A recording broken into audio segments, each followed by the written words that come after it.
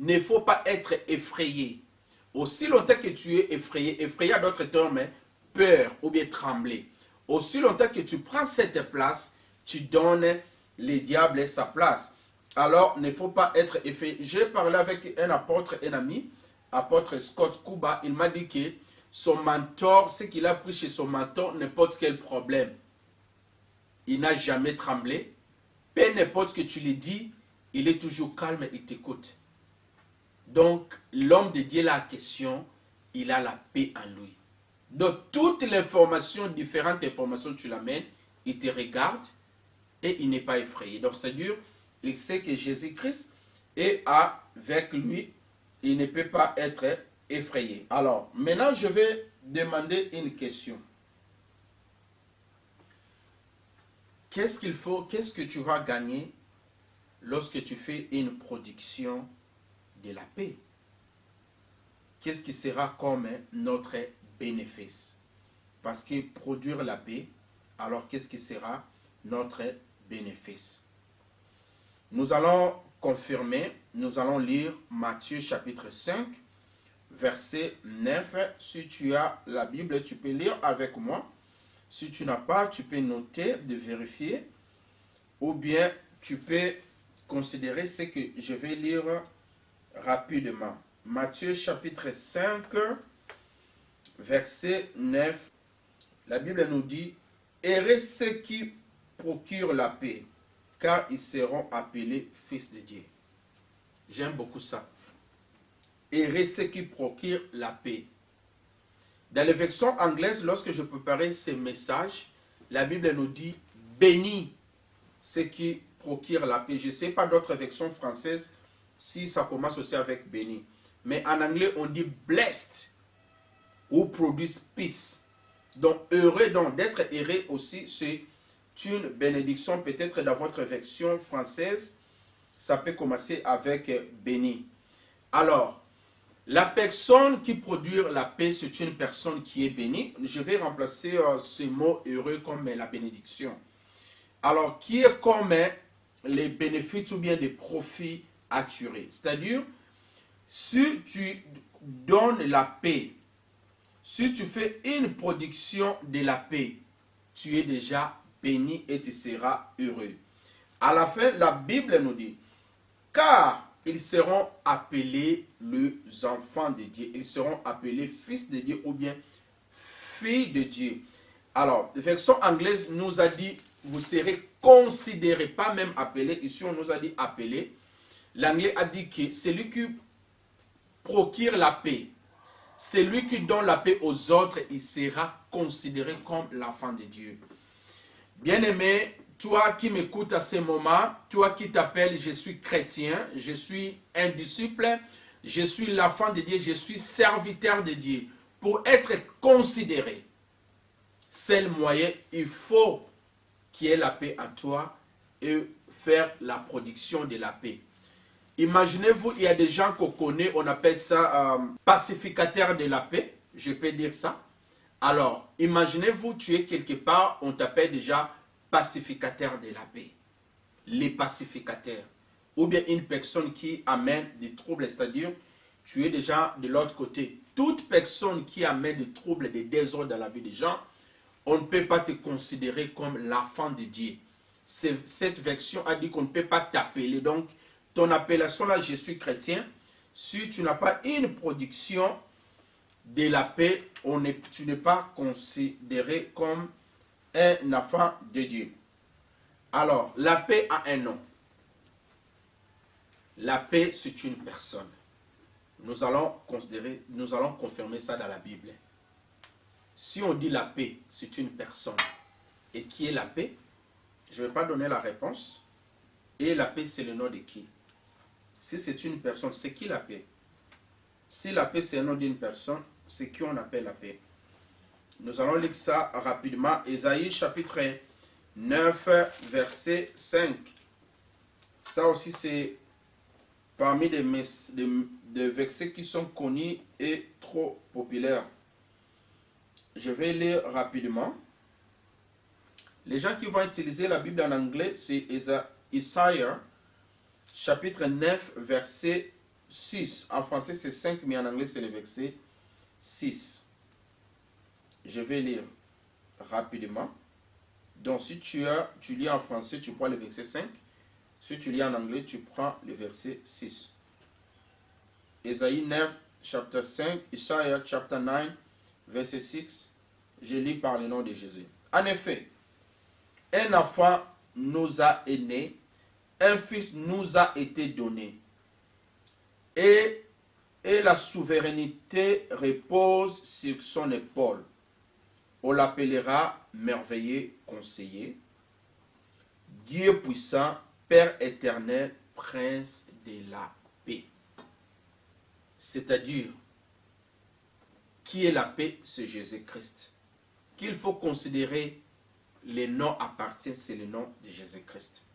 Dernière phrase, parmi les noms de Jésus, on l'appellera merveilleux conseiller, Dieu puissant, Père éternel, prince de la paix. Donc, la paix a un nom. La paix, c'est une personne. C'est confirmé dans la Bible. La paix que notre Seigneur nous donne, comme je dis, c'est la paix avec l'être paix. C'est ça qu'on vient de définir. Alors, je vais donner quelques paix aussi, le monde peut donner. Donc, maintenant, là, nous allons parler la paix avec paix minuscule. C'est quoi la paix avec paix minuscule? Je vais donner un exemple. Ce monde aussi peut donner la paix. Comme Jésus a reconnu ça, je vous donne ma paix, ce que le monde ne peut pas donner. Quelle est la différence? Je vais donner quelques exemples. Par exemple, les mêmes personnes qui amènent les maladies dans ce monde, parce qu'il y a des coins, on est en train d'injecter les maladies, comme on a vu avec ces pandémies qui a paralysé le monde, et c'est les mêmes personnes qui ont amené la solution. Il faut être injecté, il faut être vacciné pour que tu sois sauvé, pour que tu sois en paix. Ce sont les mêmes personnes. C'est ça le genre de paix que le monde peut nous amener, alors que c'est différent avec la paix que Jésus-Christ nous donne. Deuxième exemple, ce sont les mêmes personnes qui amènent des troubles, qui amènent des confusions, qui amènent des conflits, qui amènent des guerres. Et ce sont les mêmes personnes qui nous acceptent pour demander le refuge. La même personne qui a causé les troubles là où tu étais en paix, et ça sera la même personne qui t'accepte là où il y a la paix chez lui, et il te donne aussi un papier qui te permet de travailler et d'étudier gratuitement. C'est-à-dire, ce n'est pas la paix. La même personne qui a détruit ta maison, et c'est la même personne qui va construire un petit tente pour toi de te reposer. La même personne qui a volé ton lit, c'est la même personne qui va te donner un fauteuil ou bien canapé pour se reposer. C'est ça la paix que le monde nous donne. La même personne qui est en train de vendre des armes aux gens pour aller tuer, pour contredire d'autres forces, ce sont les mêmes personnes qui vous amènent aussi une réconciliation. Alors, le même genre qui amène des conflits, qui vous a donné des armes de battre ton frère ou bien ta soeur, un autre pays à une autre, ce sont les mêmes personnes qui vont faire l'appel à la paix. Et je vous dis, lorsqu'on dit qu'il faut mettre la paix, il faut se réconcilier.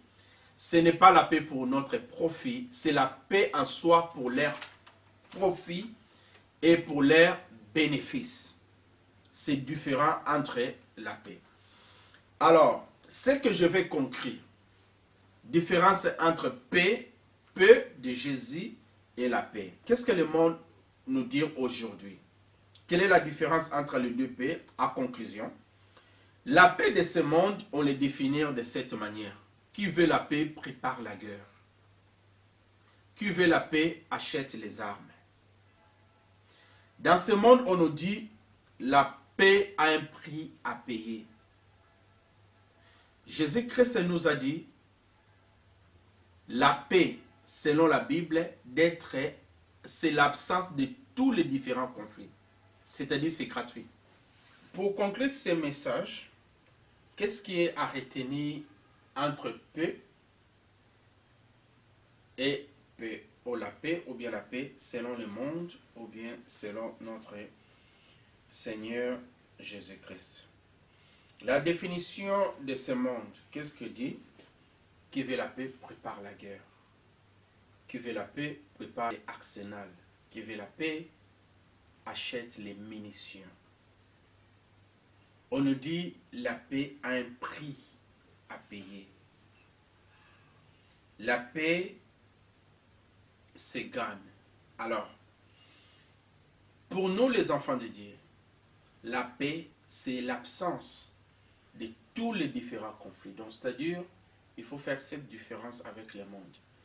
Pour avoir la paix avec mon frère, il faut éviter des conflits, des divergences, des querelles.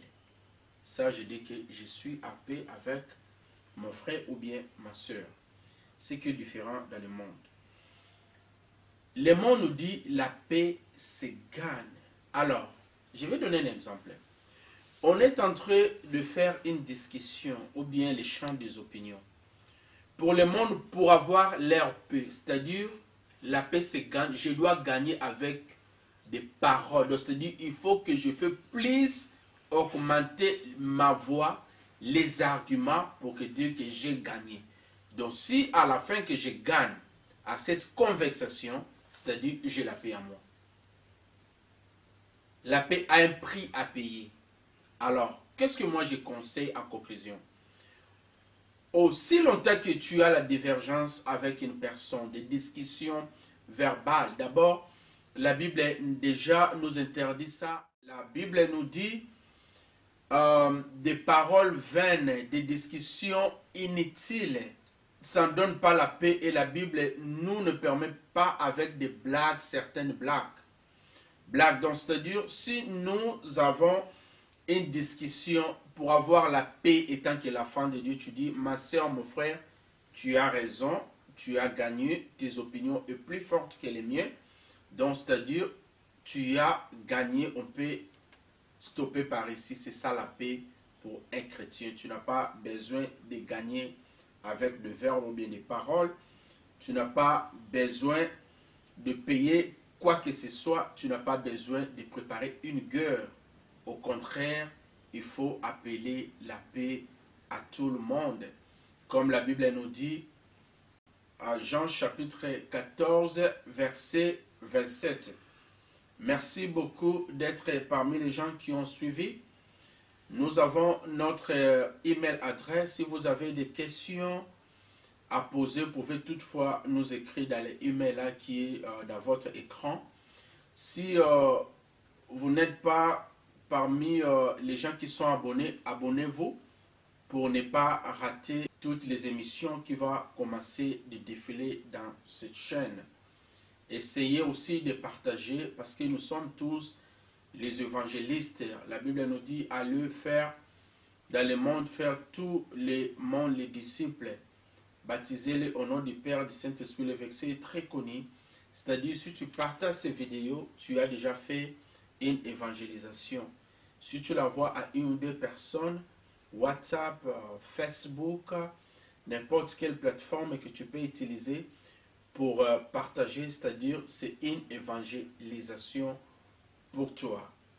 Merci beaucoup. N'oubliez pas de s'abonner et de garder l'assurance, la paix en Jésus-Christ. Aussi de continuer de garder ce que j'aime bien le verset Matthieu chapitre 28 verset 19 à 20. Nous avons une obligation d'évangéliser la bonne nouvelle. Je vais prier rapidement pour conclure. Père Céleste, nous te disons merci pour ces moments d'enseignement. Je suis enseigné moi-même parce que ce que j'ai préparé et ce que je suis en train de dire, j'aurais besoin de suivre aussi les mêmes vidéos parce que le Saint-Esprit a parlé autrement par rapport à ce que j'ai écrit. Merci pour la fond et la fondation de ces messages. Si tu nous gardes en vie, si tu nous donnes aussi une autre inspiration, nous n'allons pas manquer le temps pour partager avec les autres. Celui qui enseigne s'enseigne aussi. Je suis aussi parmi les bénéficiaires de ces messages. Seigneur Jésus, merci pour ta parole, car tu restes derrière pour l'accomplir. D'être resté notre Dieu, notre Seigneur, nous croyons en toi parce que nous savons ce que tu es et ce que tu es en train de faire. Par ton nom, Jésus-Christ, le Dieu de mon salut, le Dieu que j'ai écrit, le Dieu que je vais laisser à mes enfants, le Dieu que mes parents ont montré, le Dieu que mes amis m'ont encouragé, le Dieu que mes amis m'ont enseigné, différents pasteurs des hommes de Dieu que tu as utilisés pour m'instruire. C'est le même Dieu que je suis en train de louer et de partager. Par ton nom, nous avons ainsi prié. Amen. See you soon.